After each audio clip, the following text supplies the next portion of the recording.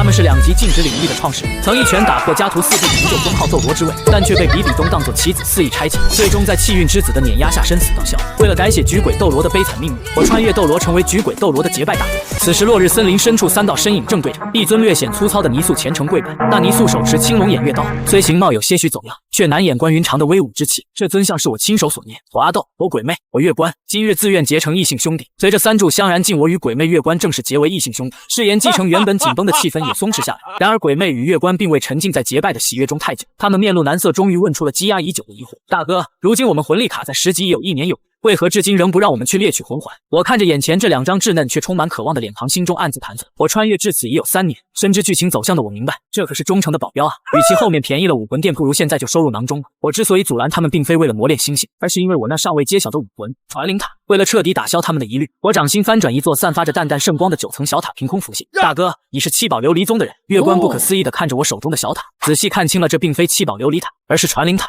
7宝琉璃塔仅有7层，而我有9层。7宝琉璃塔在我这武魂面前，那就是地中，它的作用只有一个，那就是复魂。月关与鬼魅面面相觑，显然未能理解复魂2字的真正含义。简单来说，我的魂技不需要你们去猎杀魂兽，而是能直接将魂环附加在你们身上。此言一出，2人神色骤变，随后警惕地环顾起了四周。在这个世界，凭空获得魂环意味着打破规则，若传出去必将引来杀身之祸。大哥，我摆了摆手，继续解释。不仅如此，我附加的魂环年限将是原本的10倍。若我猎取一枚400年魂环，便能赋予你们4000年的力量。4000年。闻言，2人倒吸一口凉气。我点了点头，随即话锋一转，指出了其中的弊端。但凡事皆有代价，这传灵之力虽能赋予年限，却无法赋予魂力。也就是说，你们虽然拥有了1000年魂环的威能，但自身的魂力等级仍需通过苦修来匹配。这便是我一直阻拦你们的原因。我要让你们在拥有强大力量的同时，不至于因为根基不稳而夭折。这一番解释彻底解开了他们心中的死结。鬼魅与月关对视一眼，眼中的疑虑化作了狂喜与感激。在这个实力为尊的世界，能够跳过猎杀魂兽的风险，直接获得高年限魂环，即便需要付出更多的修炼时间，也是稳赚不赔的买卖。大哥恩义，我等铭记在心。2人再次深深一拜，这一次是发自内心的臣服与信赖。既然秘密已经摊牌，行动便不再迟疑。我深知以我们目前的身体素质，想要猎杀魂兽并非易事。我虽有双生武魂的底牌，但此刻绝不能轻易示人，因此战术安排显得尤为重要。鬼魅负责侦查，月关负责牵制，而我负责最后的补刀。大哥，这落日森林似乎也没传说中那般可怕。一旁的月关刚放松警惕，突然一声凄厉的嘶吼打破了宁静，快闪开！鬼魅厉喝一声，我们3人狼狈翻滚，堪堪避开一道黑影的扑杀。一条身披6条黑色纹路的巨蟒轰然砸在我们方才站立之。我定睛一看，那巨蟒身上的纹路清晰可见，6条黑纹代表着600年的修为。这是一头天荒堕地蟒。面对这突如其来的强敌，恐惧在瞬间被巨大的机遇所取代。我看向鬼魅与月关，大声喝道：600年的魂环意味着6000年的魂技，你们敢不敢要？月关眼中闪过一丝狠厉，鬼魅手中的鬼手已然凝聚。干了！为了这逆天的机缘，哪怕是赌上性命，这一战也必须打。2位兄弟小心他的嘴，沾之必死！我厉声提醒。面对这远超曼陀罗蛇的强敌，正面硬汉绝非上策。鬼魅闻言瞬间武魂附体，身形如鬼魅般闪烁，率先试探。然而那匕首击打在蛇鳞上，竟发出金铁交鸣之声。巨蟒的防御力远超预期。就在这时，月关出手了。他手中的奇荣通天菊虽未凝聚魂技，但那璀璨的金光瞬间爆发，竟直接致盲了巨蟒。战机稍纵即逝，我手持软剑直刺蛇口，试图一击毙命。然而巨蟒的本能反应极快，软剑在獠牙下应声而碎。千钧一发之际，鬼魅的匕首精准刺入蛇眼，但这并未终结战斗，反而激起了巨蟒的凶险。面对扑面而来的血盆大口，我避无可避，唯有赌上一把。传灵塔出，我将白色小塔直接塞入蛇口，同时在魂力的催动下，塔身瞬间爆炸，伴随着一声令人牙酸的骨骼碎裂声，坚不可摧的天荒堕地蟒竟被活活撑爆。战斗结束的惊心动魄，鬼魅检查尸体后遗憾摇头，并未发现魂骨，这也在情理之中。魂骨本就是可遇不可求的至宝。随着魂环缓缓升起，我盘膝坐下，开始吸收这枚600年的黄色魂环。半个时辰后，魂力顺利突破至14级。大哥，第一魂环便是600年，这已是绝世天才的资质。月关惊叹道。看着他们羡慕的神情，我决定再给他们一些震撼。这算什么？我淡淡一笑。武魂殿的大供奉千道流第一魂环便是1000年前，他是99级绝世斗罗，被尊为神使。此言一出，2人倒吸凉气。99级，那是他们曾经想都不敢想的高度。但紧接着，我敏锐地捕捉到了他们眼底燃起的野心。既然我能赋予他们超越极限的魂环，那未来未必不能是神。神确实存在，我肯定了他们的猜想。但只要我们兄弟齐心，神界并非不可踏足。这番话如同一剂强心针，让2人的士气达到了顶峰。大哥，快让我们试试那个魂技！这时一旁的月关迫不及待地说道，但鬼魅却拦住了他，眼中闪过一丝狡黠。大哥，既然你能赋予魂环，能不能给你自己的传灵塔也来一个？这样你不就是6000年魂环起步？是啊，大哥，卡个 bug 试试。听到这话，月关眼睛一亮。我闻言没好气的在2人脑门上就敲了一记，想什么呢？若是能卡这 bug， 我早就成神了。我无奈的摇了摇头，解释道，传灵塔作为载体无法自我附加，这规则铁律不可打破。2人讪讪一笑，显然对这个结果有些失望。行了，别贫了，这魂技有90天的冷却期，你们谁先来？我看向2人准备开启传灵仪式，鬼魅反应应极快，脚底抹油般退后半步，指着月关：“大哥，三弟身法灵活，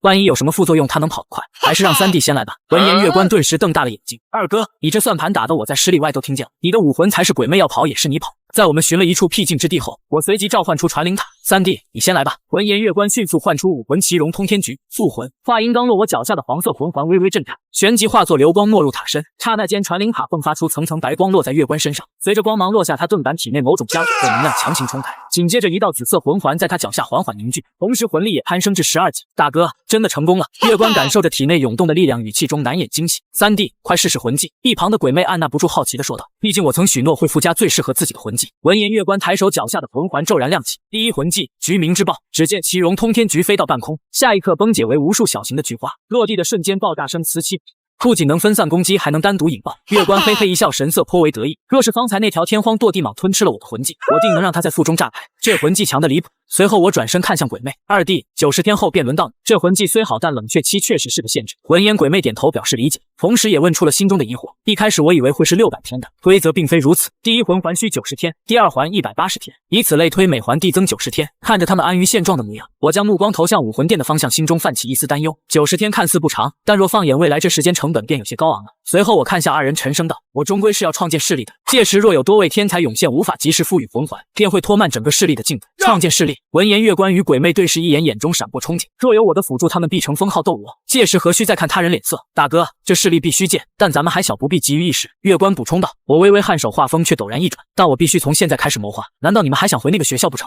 此言一出，二人脸色瞬间阴沉，那是他们曾经的梦魇。若非我出手，他们至今仍是被欺凌的对象。大哥，要不我们先加入一个现有势力，待实力足够再脱离便是。月关试探着说道。我摇了摇头，心中暗叹他们想法的天真。在这个唐晨与千道流尚在人世的年代，各大势力根基深厚，一旦暴露我这特殊的武魂天赋，便如匹夫无罪，怀璧其罪，谁肯轻易放人？哪怕是号称正义的千道流，为了武魂殿的利益，也难保不会将我囚禁起来，沦为专属的附魂工具。三弟，你这魂环一旦被别人知悉，咱们3个就会遭到追杀。加入势力非但不是庇护，反而是自投罗网。唯有将命运握在自己手中，才是唯一的活路。闻言，二人也意识到局势的严峻，我们需要寻找一处隐蔽的宝地，作为未来势力的根基。我望向落日森林的方向，心中已有了目标。那里有一处连独孤博都尚未发现的冰火两仪。既然我来得早，这机缘自当由我们兄弟效呢。随后我看着他试探性的问道：“三弟，你知道仙草吗？”仙草。闻言，月关一脸茫然，显然对这个词毫无概念。在他有限的认知里，只有杂草、野草。闻言，我尴尬的挠了挠头，意识到这个阶段的月关对仙草还一无所知。随后我们稍作商议，便动身前往落日森林。森林广阔，我们只能依靠自身力量探索。鬼魅身形矫健，在树梢间探查，我与月关则在地面搜寻。就在这时，鬼魅的声音从上方传来：“大哥，前面有战斗！”我立刻停下脚步，向他招手示意。二弟，那人实力如何？只有一道魂环，其他情况看不太清。一道魂环，我摇了摇头，决定避开。不用管，我们绕道走。多一事不如少一事。我们随即转向左侧，试图绕开，然而却事与愿违。那人似乎不敌魂兽，转身便逃，而逃跑的方向正是我们。大哥，那人被魂兽追着朝我们来了。我心中暗骂，真是怕什么来什么。我一边狂奔，一边对着那人怒喝道：“兄弟，你有病吗？非要往我们这边跑？哼，还不是怪你们太弱。若你们有实力帮我解决了，不就好了？”闻言，我脚下一个踉跄，差点摔倒。从未见过如此厚颜无耻之人。一旁的月关和鬼魅显然也被激怒。鬼魅回头看了一眼，发现魂兽似乎不再追赶，当即加速一脚将那人踹翻在地。那人滚了几圈才停下。我愣了一瞬，随即跟上。兄弟们，揍他！你一个异环魂师还这么猖狂，你们找死！那人怒吼一声，随即脚下黄色魂环亮起，绿色蛇形武魂浮现身后。看到此，我冷哼一声：“三弟上！”月关心领神会，脚下紫色魂环缓缓浮现。不知道为什么，从见到你的第一眼我就很不爽。在经历过一番物理教育后，男子也老实了。你们到底要怎么才能放过我？我上下打量着他，身着华袍，像个富家子弟。知道了我们的秘密，你还想活？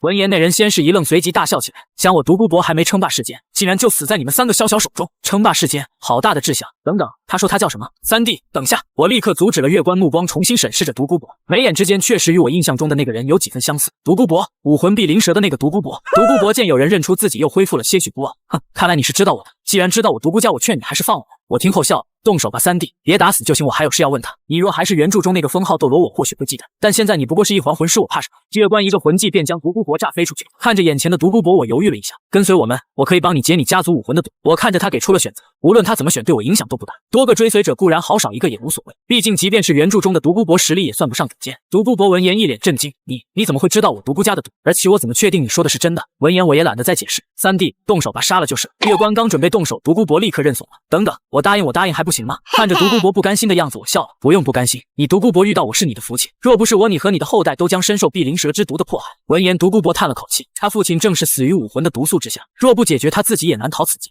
若是你所言不假，我独孤博就认你做老大。独孤博的话语掷地有声，然而月关与鬼魅却并未因此释然，他们齐刷刷地将目光投向了我，眼中满是疑虑。大哥，此人真的值得信任吗？闻言我微微一笑，若我对独孤博的为人一无所知，断不会行此险情。但他正是独孤博，性情虽孤傲无常，却有一诺千金的品格。两位兄弟对你尚有疑虑，若你能让他们相信你是真心追随，我答应你的事必定做到。独孤博闻言一愣，似乎没料到我会如此维护手下。他犹豫片刻，随即冷哼一声：我独孤博虽不想死，但也绝非贪生怕死之辈。他这番话掷地有声，月关与鬼魅一时语塞。哼，我们暂且信你一次，若你敢背叛天涯海角，我们也会追杀你。要不是大哥发话，我真想天天揍，还不是靠你那千年魂技。独孤博撇了撇嘴，随即似乎想到了什么，随后诧异地看着月关：你第一魂环就是千年？这时他这才反应过来，之前忙于求生，竟忽略了这一点。赚了，这下真的赚了。独孤博心中暗忖，此刻他才真正相信我有能力帮他解决武魂之毒的困扰。独孤博，有些事现在还不是你该知道的，你只需明白，跟随我们绝不会亏待你。另外，你家中可还有亲人？闻言，独孤博摇了摇头，父母都已过世，家中亲人可以说一个都没有了，算是孤身一人。颇有家资，你守得住吗？我追问道。他苦笑一声，若父亲还在，我自然守得住，可现在靠自己，迟早会被天斗的那些贵族吃干抹净。那便回去吧，带上你的家资来落日森林找我们，以后你就是我们的兄弟。如今的独孤博没有实力守不住家产是必然的，不如暂时放弃，日后有的是机会夺回。闻言，一旁独孤博愣在原地，你就是我们的兄弟，我独孤博也不再是孤身一人了吗？他喃喃自语，脸上不自觉地露出了笑容。大哥，我现在就回去，反正家中也没什么值得留恋的，不如跟着你。我点了点头，等你伤好了再走。独孤博精通毒理，对疗伤也颇有心得，他报出所需药材，我便让月关留守，自己与鬼魅前去寻找。不到片刻，药材便已备齐。2天后，独孤博伤势痊愈，与我们告别。大哥，这2天观察下来，这独孤博除了孤傲了些，倒还值得深交。鬼魅对他的印象有所改观。闻言，月关却依旧撇着嘴：二哥，那人也就那样，没你说的那么好。还有，他真的会回来吗？我只是笑了笑，若是旁人，我自然不会放心，但他是独孤博，孤傲却也守信。鬼魅也点头表示赞同。月关虽不言语，但心中已有判断。1个星期后，独孤博在落日森林与我们会合。我还以为你不会回来了。月关出言打趣：哼，你这死菊花，有本事咱们打一架。独孤博不屑地回应。我与鬼魅听着2人的吵闹，并未打断，有这些活宝在枯燥的旅途，倒也多了几分乐趣。或许是因为独孤博的加入，那处宝地仿佛与他有缘一般，仅用1个月，我们4人便找到了他。然而就在我们靠近时，一阵毒雾飘来。大哥，鬼魅，菊花，快退！独孤博惊呼一声，他感受到了空气中那似有若无的毒素。闻言，我立刻带着众人撤了出去，来到一处相对安全的地方后，我们才停下脚。